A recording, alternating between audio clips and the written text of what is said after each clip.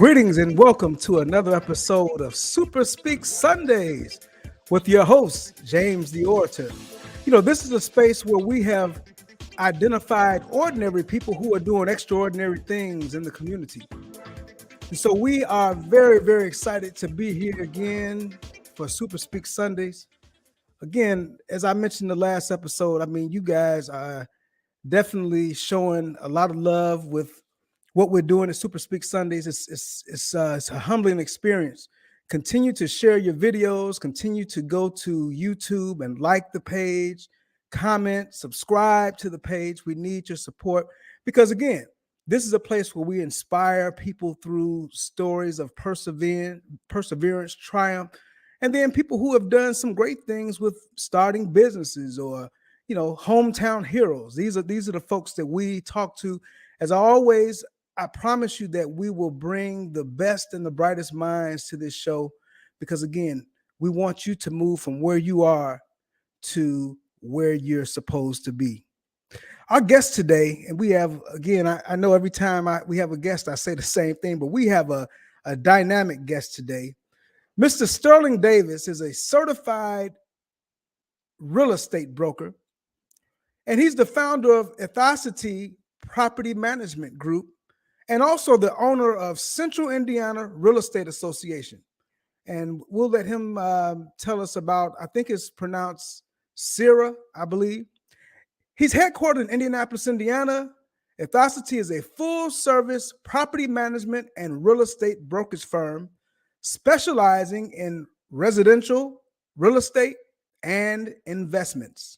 The firm currently manages over 60 rental properties throughout the state of Indiana. Wow, that's a lot of properties.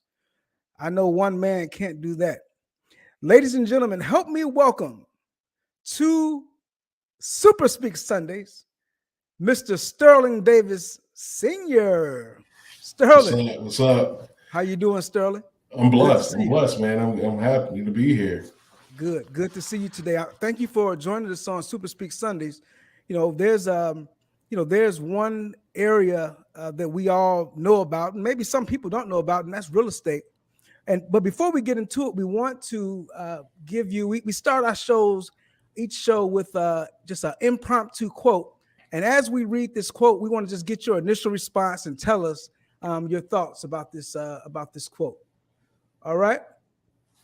Let's see here. Here we go. So the quote says, "To be successful in real estate, you must consistently put your client's best interest first. When you do, your personal needs will be realized beyond your greatest expectation." That's from Anthony Hitt. What is your initial reaction to that quote, Sterling? No, I love it. It's true, and we completely agree with that motto. When I started Ethosity, I'm a second-generation real estate broker. My parents have been doing it for 30 years as a broker. Like most kids, I'm like, I don't want to get in this, because I wanted to blaze my own path. But one of the things that I've realized is our mission is to enhance the quality of our community. And we do that by improving the quality of life for our investors and our shareholders. And so if I can empower other people, if I can improve their quality of their life, then my life is enhanced by doing so. Absolutely. I heard you mention that this is not your first rodeo with real estate, and it sounds like you grew up in a family that was involved with it. Kind of take our listeners back to when you first got involved. Were you sweeping floors or nailing? Tell us a little about your journey in real estate. Man, my journey has been one of ups and downs, right? So my mom and dad got in this about 30 plus years ago. My mom was working at the post office. Now she's been working there for 40 years now, but she's working at the post office about 1990s in those areas, and the post office is going through a time where it's a downturn. They're talking about losing their pensions. They're talking about doing all these things, and my dad was afraid. They're like, that's a huge chunk of how we provide for our families. So my mom found real estate and became a broker, First year, she was rookie of the year on our team. She sold somewhere around like 45 houses while working at the post office. Wow. And it really, was she was like, she thought she was going to get laid off in a year. So she had a year to build up this real estate brokerage. And the day never came, it never came where she actually got laid off. But now she found this passion in real estate. And it was gave her the ability to sell anywhere from 15 homes a year to, 45, 50 homes a year. In many cases, it was our supplemental income that allowed us to do a lot of our extracurriculars like travel sports and things like that. Right. Because if it wasn't for real estate, we wouldn't have been privileged to be able to do it. Because on an alternative, my dad, stopped being a pilot. He was a pilot, when I was younger.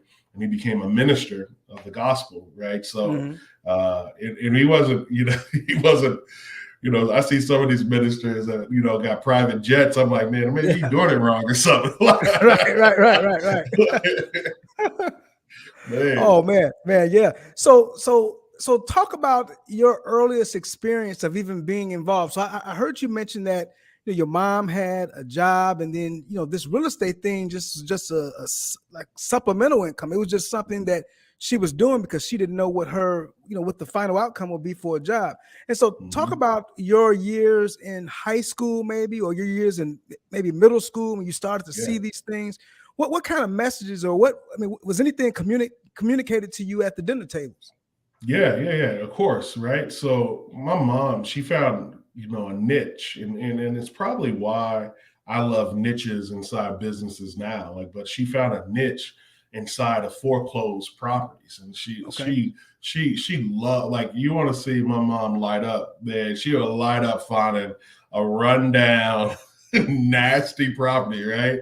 And so that's our Sundays. Our Sundays, we'd go to church, and after church, we would walk just properties, and she was just looking for her next jewel. And, for us, that became our family's thing is walking properties and just dreaming of what we would do with it. Right. We were never at a place at the time that we could actually financially, make do anything with it.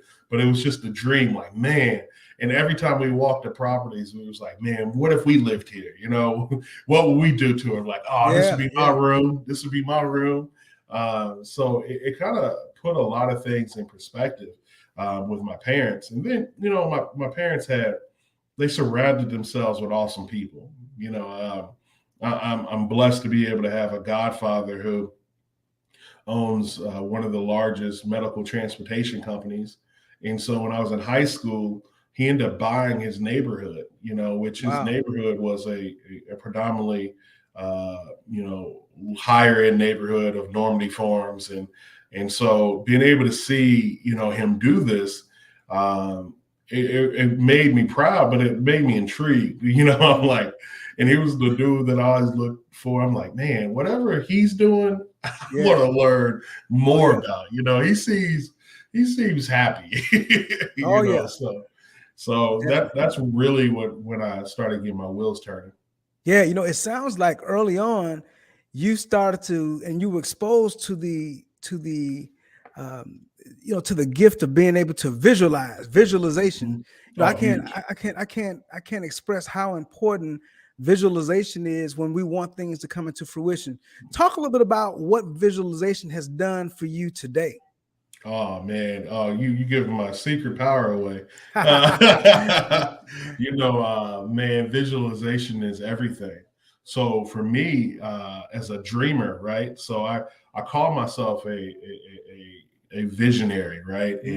And a lot of my greatest feats and things that I've been able to conquer happens either in my dreams or in the shower.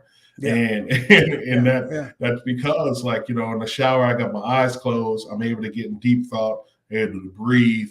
And then when I'm asleep, it's just the greatest peace that comes. Even as a kid, I just couldn't wait to sleep. like not in like a bad way, like, oh, I want to Right. take naps, but I love dreaming. Like I have vivid dreams. Like it's not like like my dreams are movies. And so Right. some of the things that I've realized in my life at an early age was when I got stressed and when I was like, man, if I can get to sleep and I can wrap my head around it in the morning, it's going to be a better It's day. over. So it's over. It's over. I can conquer it because I've already done it.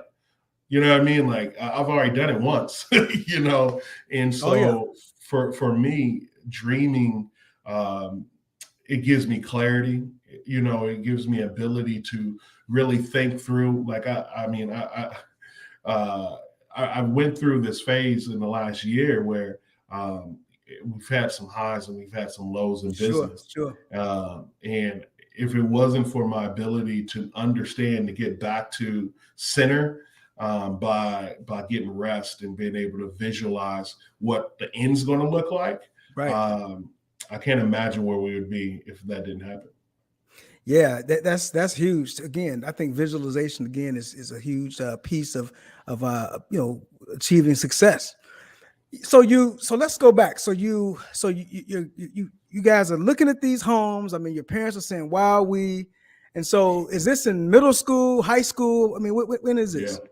man, this is middle school is when it started. Then it kind of took its way through high school. High school, you know, it was one of those things that uh, my whole life I was, you know, I was kind of the sickly kid. Like, you know, Okay, everybody has one, right? They have their right, brother or their sibling that, oh man, he's always sick, right? right. So when I was younger, I was in like first grade, and I found out I had um, was working off 10% of my kidney, and Oh so I wow, had to stay like 120 days inside of inside of Riley Hospital. And you know, I saw the faith of parents, man, like in what yeah, happens and what yeah, weighs on parents, and being able to have the ability for my parents to be there and be present, sure, right? Um, you know, going through scary times like that. Like my parents didn't lose their job. They, you know, they didn't, because of, you know, being able to have real estate, being able to have a dad that had a job that was flexible, that was still going to pay him. right. You know, the same thing kind of happened when I had an event in high school, right? Like they were able to be present. They was able to, will me through and to good health. Yeah. So you mentioned in high school you had a scare, Hmm. a health scare, and again, we're happy to see you today because Absolutely. again, we don't know. We don't know what's going to happen in life, but we know that in this present moment we're talking and we're here. Talk a Yeah. little bit. Talk a little bit about your experience, with that health scare, and then we'll go from there. Yeah, yeah, and you know, truly, it's remarkable because as a kid, and even in high school, as a parent now, I reflect on those moments, and I oftentimes don't get sad for myself. I get sad for Mhm. my parents Okay. because now being a adult with kids, I'm like, man, I can only imagine. And at Yeah. the time, what was happening was I was playing basketball on a high Ba- level. Basketball star, right? You're a basketball Yeah, star. I was decent. I was decent. You know, I was playing at Pipe. You know, and uh, the sky was the limit, right? Like I was scoring a lot of points. You know, been in the newspapers and things like that. And just one day, man, we went to it started. You know, this is how it's crazy how it works, right? Because so we went to Xavier, and I wasn't feeling that good at Xavier Mhm. in high school, and I didn't necessarily pass out, but I was just like told my coach, I was like, I'm done playing for the weekend. I just don't Yeah. feel Yeah. myself. He's like, you sick? You got a bug? I'm like, no, it's not a bug, man. It's just like I feel lightheaded. So then a week later, I was playing with my travel team, and yeah, I remember getting in the game, did a run for like 2 minutes, had a timeout, and I just sat there and I was like, man, I don't feel good.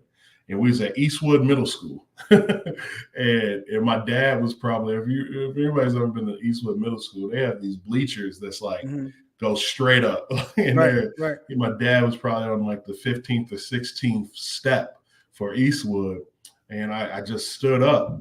And when I stood up, I just passed out, Wow. Wow. and I just remember waking up, minutes later, after it was like, man, where am I?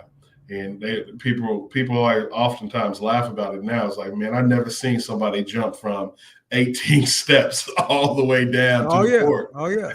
But Come see about the seed. That's right. exactly. So, man, it was.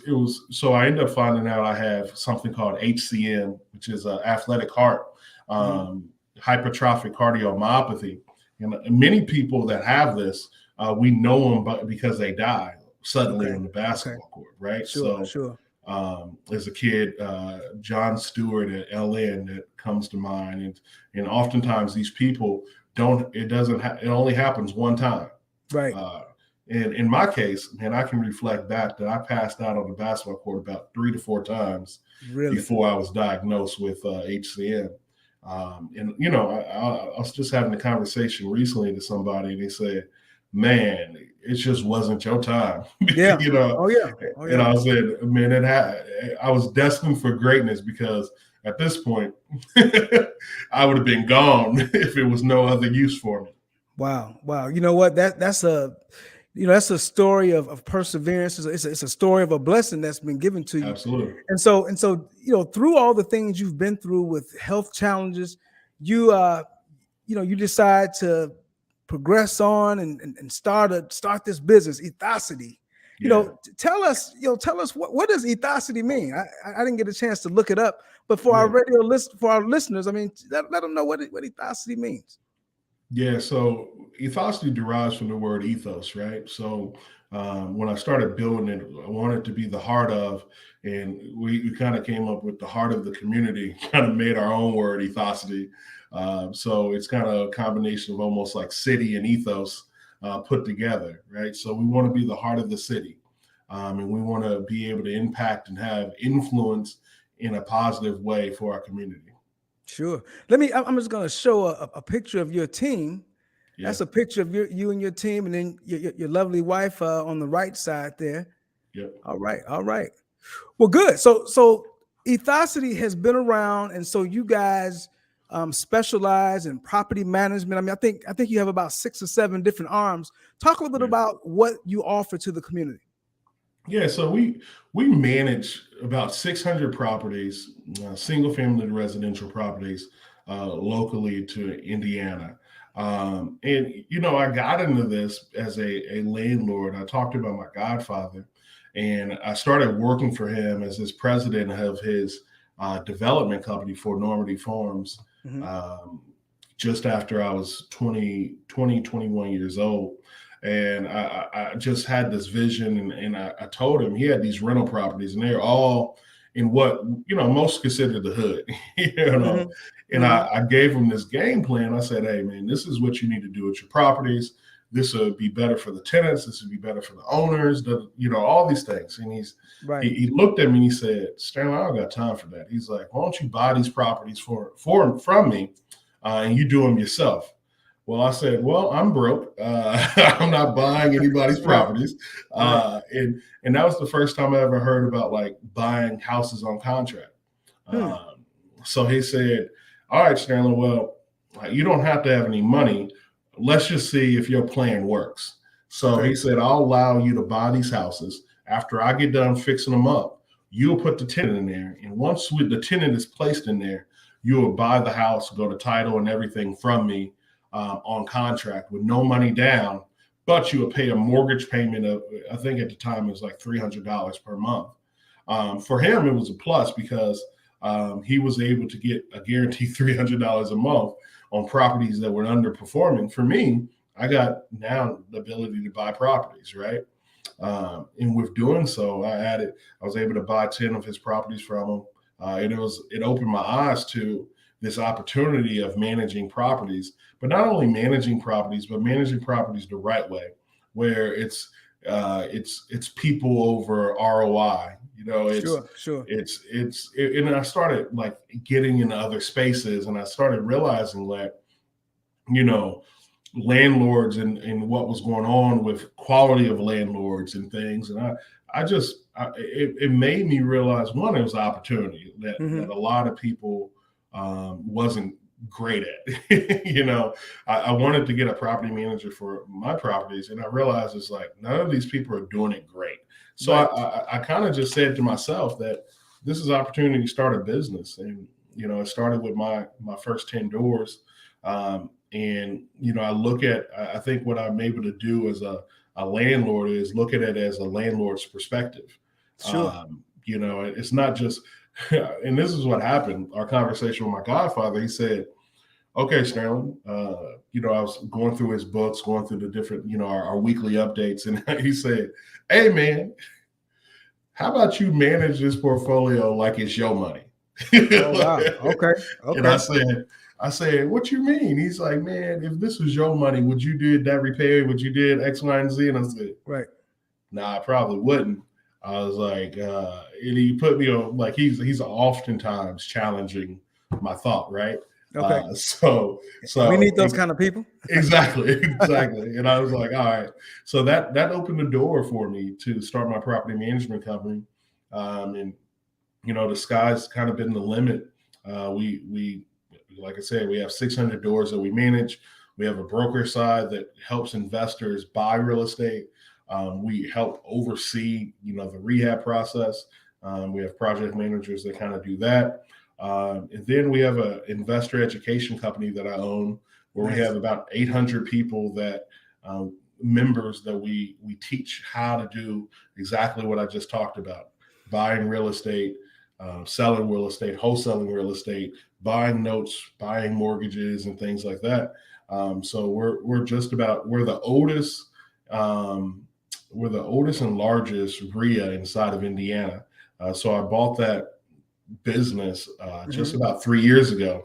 So I act as the president, and I have two other partners, and then we have a board of directors that we kind of answer to. Nice. I know you just had a couple of events at the was it Sticks Lounge or something like Yeah. that. You had some events. Hey, and it looks like from what I saw there, it was a great interest level with those. And so though continued success for that. I Thank you. want you said something that kind of resonated with me. You talked about being able to buy a home on contract. Let's just say that we have a family who wants to buy a home. They don't have a lot of money. Maybe they've never owned a home. Would you consider this to be the best way to buy the first home, is buying it on contract? Yeah. I think it's one of the best ways. Oftentimes, like I was speaking on a podcast a while back, and somebody asked me, they said, "Sterling, what is one thing that you would say that you learned now that you didn't know before?" And I said, it's almost equivalent to me understanding that Santa Claus wasn't real when I was 10, right? It was that the people that buy properties aren't rich. Right. Man, I was flabbergasted when I found that. I felt like offended. Like, it was that realization that your parents been lying to you this whole time about Santa Claus, right? Yeah. And that's the equivalent of how I felt when I learned that wealth was not the main primary source that a lot of people are buying properties in. So I think, absolutely, I think contract buying is one of the means in which that you can start gaining properties without having to deal with your credit score and some of the other challenges that we may face. Sure. You talked about building generational wealth. I know many people invest in their 401ks and things of that nature, but of course we need to be diversified. And part of that diversification is having real estate in that portfolio. Talk a little bit about the diversification and what you've learned about being able to create this generational wealth, because you have two sons. No, you have three sons at home. Three And so now. talk about, is it three sons now? Three sons now. Okay. And so talk about your desire to establish that foundation for generational wealth for your boys. Yeah, it's imperative. So my uncle passed away a week ago, right? And we're from Salina, Tennessee, and it's right off of Dale Hollow. But where we're actually from is a little town called Freehill, Tennessee. Freehill, Tennessee was given to a lady, was owned by a lady with the last name of Free. But this was 1816, somewhere around then.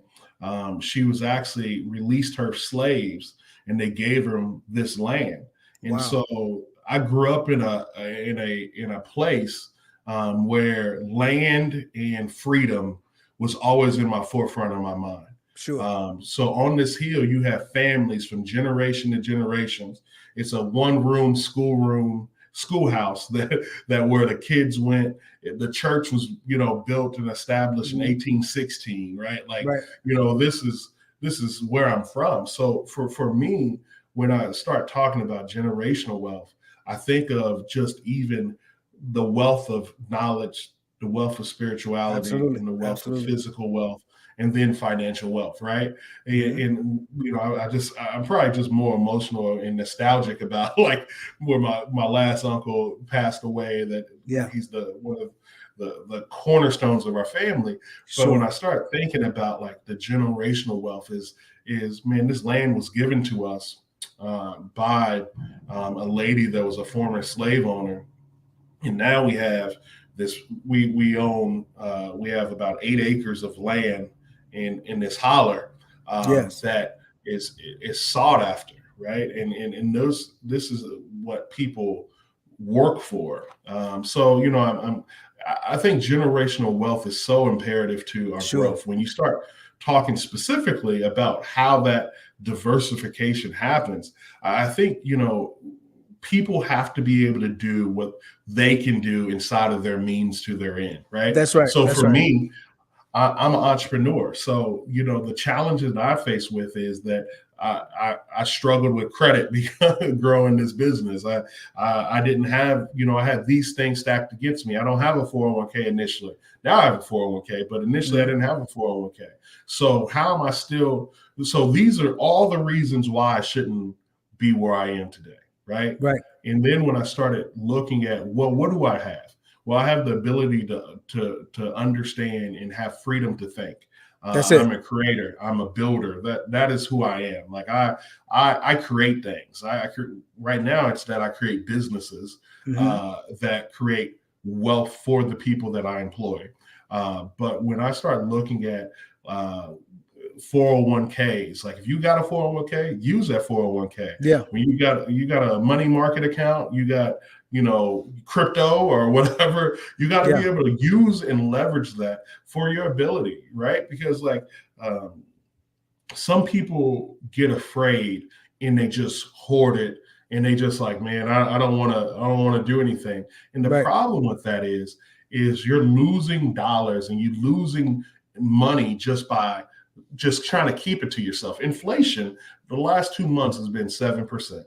Right. So if you're just hoarding money and you're just keeping it, then that means every day you're losing a certain percentage of that dollar with as much money that we have in the market right now. Right. So for me, when you start talking about, one of my favorite words is leverage. Sure. In the ability to leverage my time, my money, my knowledge is so imperative to where I want to go, because if I can leverage it, that means I can be at two places at once. That means my dollar can work in two places at once, or the knowledge in which I spread to people can pour into people and leverage their abilities to Sure. be able to fulfill what I'm trying to do. Absolutely. Absolutely. I think you hit that nail right on the head. Let's transition. What about someone who's interested in identifying properties to to own? They want to get, because everybody, the hot thing, and it always has been, the hot thing is, I'm going to get some rental properties. As a person looks for a rental property, sometimes they may see a property that may be beat up and not in good shape, and it might be seen as, that's not a good deal. Talk a little bit about how, as a investor, how you might analyze a deal to ensure that it makes sense. Yeah, so I think you have to understand where you are. And so inside of rental properties, inside of investments, everybody has a different position in where they in. And you might say, what do you mean by that, Sterling? What I mean by that is where you might be 55, 65 years old, So for you, doing a 30-year fixed note plan that's going to take you 30 years to be able to see the outcome doesn't make as much sense. Mm-hmm. Or you might be in a position where you're 22 years old and you don't have that much capital. So every move that you make have to be building up your liquidity, right? So you have to first identify where you kind of fit inside of this construct that we're looking at. Sure. And then once you identify that where you kind of fit, then you can start building out your real game plan for success, right? So when we start looking at, the different ways, because there's ways where it's certain people, like one of my investors I just got off the phone with, this dude overnight sold a hair company that allows you to have a helmet and it grows your hair, right? Wow. And he made $3 million on that. And he's like, what should I do? Sterling, where should I put my money? Yeah. I said, for me, I think you're in a wealth preservation stage. Sure. Where the money that you put in shouldn't be as risky as somebody like myself was when I was 20, 21. I was just trying to, swing. I was just swinging, Right, whatever. right. If it's a single, I'll take the single. If it's a triple, it's a triple, right? If you don't swing, you can't hit the ball. Exactly, right? But when you already got the 3 million, now you're just trying to preserve it. So you want to preserve it against the things that could take it away, right? Mm-hmm. Inflation, lawsuits. That's right. So now what you're playing with is, how do I set it up into, what entity should I set it up in? Should it be an LLC? Should it be, and then the properties in which you're buying are not necessarily ones that are high risk and high demand. Right. They're probably lower risk and the yield is probably a little bit less. But just by having that 3 million there, it's going to keep on making money on itself. So it's more of a wealth preservation. But when you're younger and you're trying to get in it, I can't be in no wealth preservation stage. I got to be in a phase where my liquidity is turning and burning as quickly as possible. So when I first got in this, I bought those properties on contract, but then I started wholesaling. I started flipping houses. I started being a real estate broker. So whatever can move my money, I used to say, man, if I can't get it done in 7 days, then I don't want to invest in it, because that's how much money I had. Absolutely. Hey, you know what? You are doing some great things. I didn't realize the magnitude of all the, especially when I encourage our listeners to visit the website, Ethosity Property Management, because you're doing some things that many people may not even know about. And so we want to be, and that's the reason for this platform. We want people to find out about these opportunities where people are doing some great things. And we want to encourage people to do great things as well. Last thing, give our listeners some encouragement. There's someone out here who's on the edge about getting a rental property. Maybe someone has never owned a home before and they have aspirations to do so, but they just don't. They just don't have the courage. They just don't have the wherewithal to move forward. There could be a business, someone who's looking to start a business. They are on the edge. They don't have the capital. What can you tell them?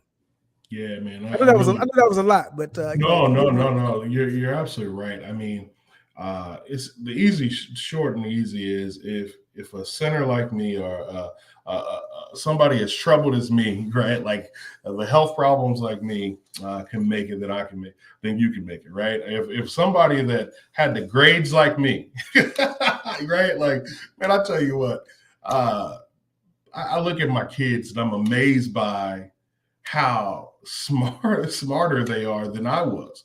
I mean, I'm talking about, I'm somebody that has grossed and netted $1 million in my lifetime. I'm 33 years old. But man, I struggled in school. I struggled. I had D's and F's. My mom was oftentimes on her knees praying that I just didn't get shot and killed in these streets, because I just was at times just felt like a lost soul. So at times, like, I think if anything, I'm the underdog story.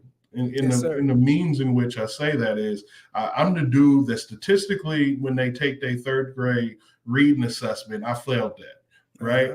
When you start talking about holding back kids in 7th grade, we had those conversations. When I got to high school, I really struggled with, after I couldn't play basketball, I struggled with my identity. So I sold drugs, and I did things that I shouldn't have done, right? And through it all, I was able to find something, because honestly, if it wasn't for not my parents only, but if it wasn't for my sister, you got to have people in your corners that see more in you than what you see in yourself at that very time. And my sister is the one that got me to understand that my gift is greater.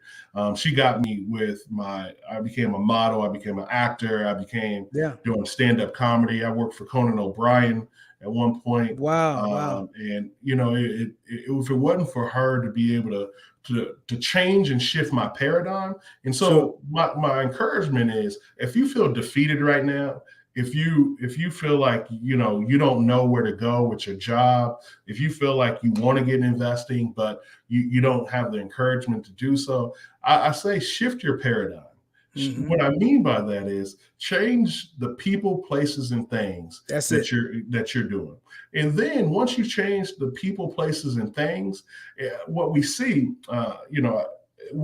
is then, kind of like in the Bible where they start, Saul became Paul. Like change who you are.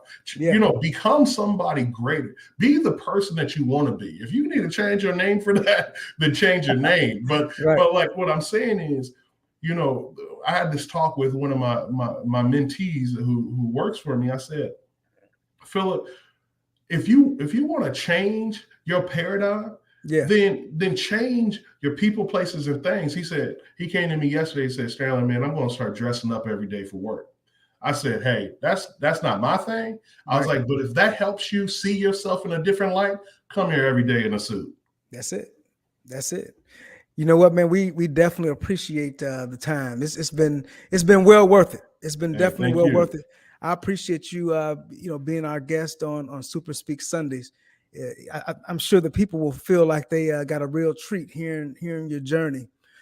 Anything else? So I'm happy to see you guys made it back safely, man. That's a beautiful thing. And again, we condolences to you and your family on the passing of your uncle. All right. Well, we don't have anything else. We're going to sign off for you, and we're going to give our extra. Again, ladies and gentlemen, Sterling Davis Sr., please visit them at Ethosity Property Management Group, and you see the information right there. We'll see you next time, Sterling. Thanks. Thank you. All right, ladies and gentlemen, you've heard the story, and you've heard the journey. You never have to give up. If there's something that you want to do, why not do it? Of course, we have to plan. We have to make sure that we're in a good position. But again, you've heard all the folks that we've had on so far. Ordinary people who are doing extraordinary things. What's holding you back? What are the barriers? You have none. Let's get it. Until next time, I'm your host, James the Orator. We'll see you soon. Peace.